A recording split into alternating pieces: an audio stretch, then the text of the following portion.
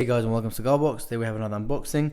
They're going to be unboxing the Ramon Allones Small Club Corona.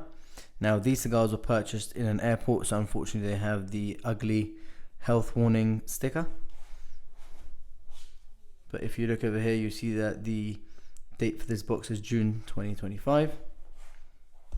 And this is a box of 25. Let's open these up and show you the content.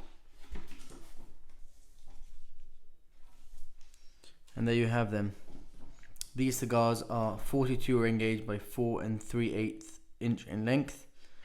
These, I believe, will say are medium strength cigars, and they are the small brother of the Ramon Allones Specially Selected. However, the flavor profile is completely different. Let's take one out and show you what it's like.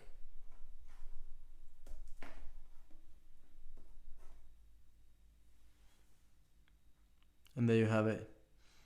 These cigars are getting a bit more expensive, but still very affordable. I believe something to the price point of around £250, £260 for a box of 25, which is very good. These are a Minutos Vitola, and quite an enjoyable smoke if you want to have the Ramon Allones flavor profile, but still enjoy the cigars.